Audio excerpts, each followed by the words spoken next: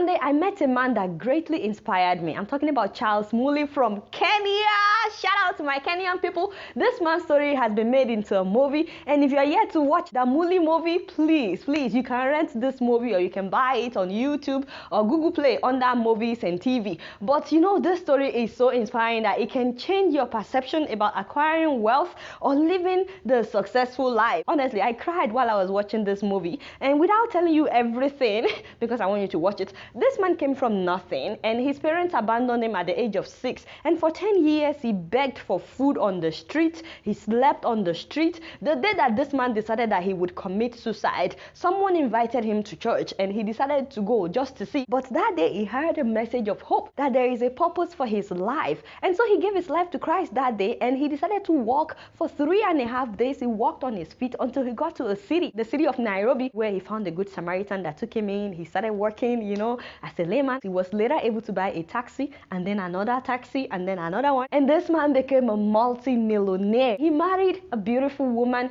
He had 8 children and traveled the world. Now, this was not included in the movie, but he told us that when he became wealthy, he went and found his parents who abandoned him at the age of 6 because they thought he would die. He was always getting sick, and he brought them into the city and built them a house.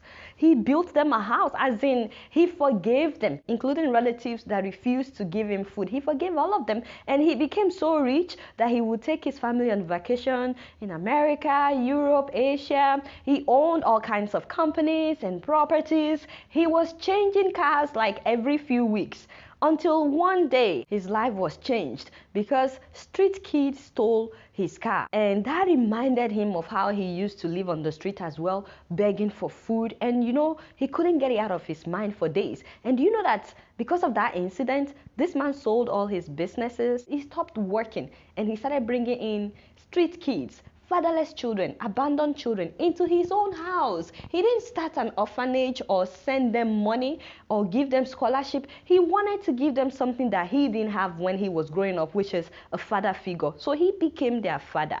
And from taking in 2 children, they became 4, they became 10, 30, 50 children in his house. And every night he will go to the slums of Kibera, and he will find a child that was left to die, and he will bring them home. He and his wife took care of these children. They gave them food, they put them in school, they bought them clothes, they taught them all kinds of vocational jobs such as sewing, painting. Some of these children were child prostitutes, some were drug addicts, but he brought them all in. Later they became 100. They became more than 100, and the house became too small for them, so they had to move to a countryside where they had more land. And then they got to 1,000 children, so they built them schools because he could no longer pay school fees of so many children. So they built their own primary school, their own secondary school. And do you know that their school is ranked one of the best in all of Kenya? And every year their school is rated as the best in their district. They even teach them karate. Can you believe that their karate team went to represent Kenya at the African Olympics? Honestly, this family went all out, and huge kudos to their 8 children. I cannot imagine that it was easy. And huge kudos to his wife for accommodating her husband. So they've been doing this now for 29 years. So 29 years.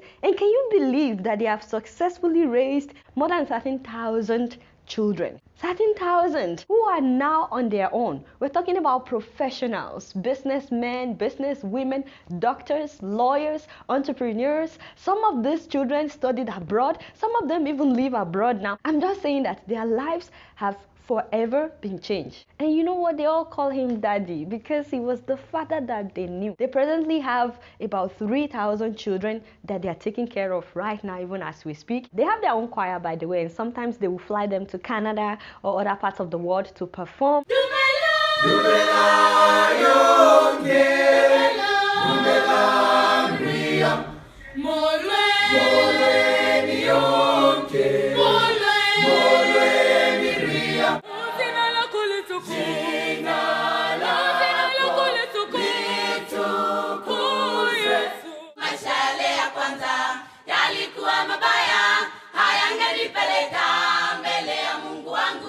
it wasn't easy. When you watch that movie, you would cry. There were times that they had no food. There were times that they had no money. There were times that they had no water, especially when they moved into the new location. But they kept going. People laughed at him. His friends said that he was crazy. Even his church abandoned him. They were telling him, it's okay to help from afar. You don't have to bring them into your house. Please watch that movie if you can. Honestly, it's life-changing. We need more people like Muli. The whole time I was watching that movie, I kept thinking about so many wealthy people that we have in my country, Nigeria, and the lives that they could change instead of buying private jets and preaching about prosperity. Honestly, I don't think that Muli has to preach to any of these children because, action speaks louder than voice. Nobody can fight real love. Above all, this man is the definition of humility. I mean, he doesn't even know what he has done. He was so humble, and in the movie, he decided that he would not depend on donors because he remembered what it was like when he used to beg. He said the beggar has no choice. He said he wanted this work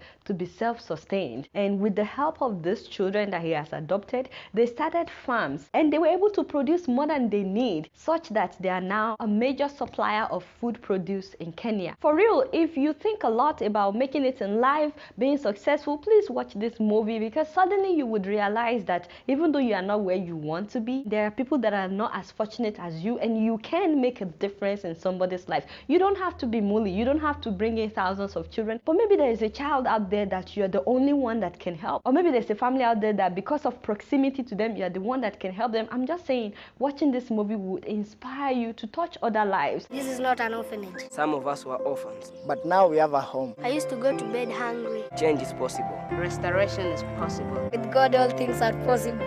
Right here, I have learned this is true. Welcome to my home. Welcome to my family. The biggest family in the world. You guys know I don't know much. Guess what? I'm just keeping it real.